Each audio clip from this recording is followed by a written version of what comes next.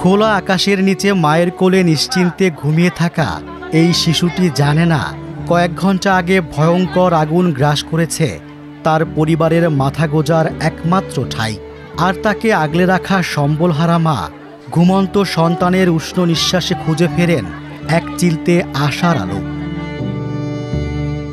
ওদিকে রাশিদা বেগমের গল্পটা যেন আগুনে লেখা এক তপ্ত জীবন। ৭০ বছর বয়সে কতবার যে ঘর জ্বলেছে তা নিজেও গুণে মনে রাখতে পারেন না। এখন আর তাই চোখে জল আসে না। ছাই সরিয়ে আবারও শুরু হয় নতুন করে বাঁচার লড়াই। পাইছি না হুতমুখি দেখা তারাই বান্ধিস নাই শীতের দিন আমরা জানতেন যে বিস্তার করে হুতমু নাই নাই কি করি। এই ঘরটি ছিল সাজানো গোছানো পরিপাটি।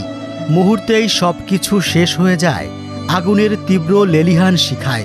এক কাপড়ে কোনো মতে জীবনটা নিয়ে দৌড়ে বের হতে পেরেছে পরিবারটির সদস্যরা। আমার ঘরে কিছুই না, সব পুড়ে আসে। আর কি দেখি কিছুই বাইর করতে নি, খেলে এই জামাটি এরই ফরন হয়েছিলাম। 21টা বড় আমার কাছে জিনিস আছে, আমার জামা কাপড় আছে, কত অনেক কিছুই আছে। 25 নভেম্বর সন্ধ্যায় লাগা আগুনে এরকম অন্তত ১৫০০ ঘর পুড়ে গেছে।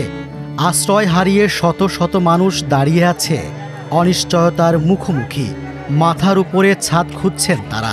ছেলে মেয়ে বাসায় ছিল, তো বাসা থেকে বাইর করছি, ওদেরকে বলছি কি সামনে যাও, সামনে যাই কথা বলছি। আমি ঘরে তালা খুলতে পারি না, এর ভিতরে ঘরের ওদিকে আগুন গেছে। আমি ভয়ে আর কিছু ঘরেতে নিতে পারি না। আমাদের তো যাওয়ার জায়গা নাই, কোথায় যাব?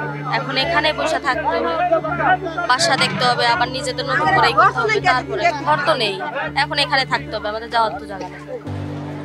কড়াইল বস্তির বাসিন্দাদের বেশিরভাগই নিম্ন আয়ের মানুষ। এদের মধ্যে কেউ রিক্সা চালক, কেউ নির্মাণ শ্রমিক, পোশাক কর্মী, আবার কেউ হকার বা দিন মজুর। আগুন লাগার সময় তাদের অনেকেই ঘরে ছিলেন না, যে কারণে ঘরে থাকা নারী, শিশু কিংবা পরিবারের অন্য সদস্যরা জিনিসপত্র ফেলে জীবন বাঁচাতে দ্রুত ঘর ছাড়েন। কেন বারবার আগুন লাগে? কেন নিঃস্ব হয় এই মানুষগুলো? ঘুরে ফিরে আসে এসব প্রশ্ন, কিন্তু উত্তর মেলে না। সামান্য নিরাপত্তা আর ন্যায্য অধিকার পেলে তাদের ভাগ্য এত নির্মম হতো না। কড়াইল বস্তি থেকে রেজওয়ান সিদ্দিকী, প্রথম আলো।